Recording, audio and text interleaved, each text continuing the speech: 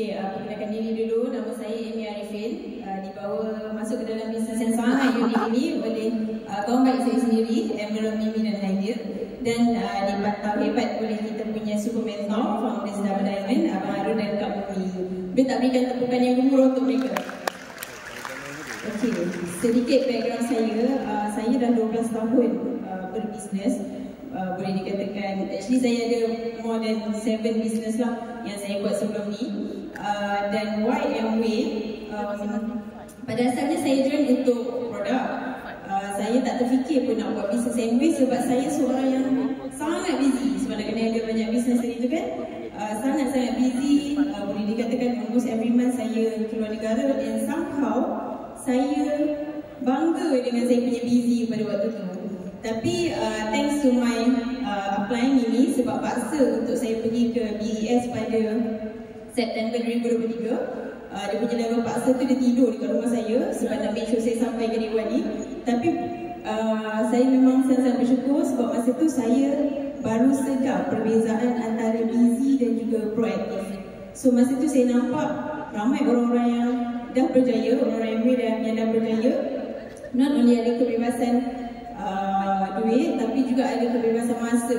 So itulah yang membuka mata saya dan saya decide untuk nak jadikan MW ni sebagai saya punya exit plan.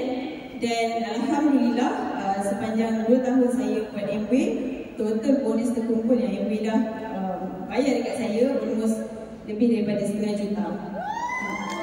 Alhamdulillah. Thank you.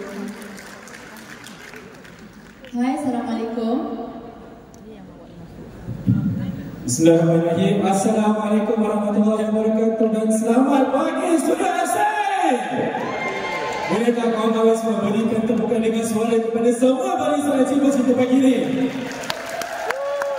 Kenalkan diri, nama saya Haidin, bisnes partner saya Mimi. Kami diperkenalkan dengan bisnes yang hebat ni oleh apa yang kami founders seperti Nadia Azizi, dibimbing oleh founders Emerald, Adam Aziz dan Kamil, dan dipantau jauh oleh founders Double Diamond, Abang Harun dan Kak Muni. Berikan tepukan kepada semua barisan akan kami.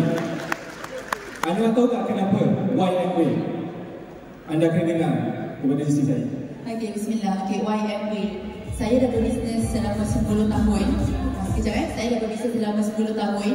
Selama ni, kenapa saya buat bisnes? Sebenarnya pada awalnya saya hanya nak buat tudung labuh sebab saya baru nak berhijrah. Saya nak tolong muslimah untuk pakai tudung labuh, itu je sebenarnya. Lama-lama benda tu jadi bisnes. Dan pada masa yang sama saya nak tolong orang untuk dapat income juga. Sebab dulu saya ada sistem agent dan stokis masa saya buat bisnes fashion lah. Tapi jual tudung muslimah, pada bulan Ramadan saya tak pernah ada masa. Selalunya dekat bulan Ramadan saya dekat booth, saya busy, kira sale, saya solat tarawih memang tengah malam, which is tak dapat nak pergi masjid. So YMW, alhamdulillah selama 2 tahun Ramadan saya dekat MW, Ramadan saya memang best. Saya ada masa untuk solat tarawih, bangun malam and everything, and saya ada masa and saya boleh turun lagi ramai orang. Dan saya tak perlu fikir pun esok sales berapa, esok sales berapa, esok sales berapa. And apa yang saya nampak dekat MW ialah masa, income yang unlimited dengan modal yang tak ada. Dan satu saya paling suka ialah saya banyak masa untuk diri saya, untuk beribadah. Itu sebenarnya yang saya paling nampak dalam MW. Jadi income terkumpul kami dalam bisnes ni selama 2 tahun alhamdulillah mencapai almost 500,000 dalam masa 2 tahun. Itu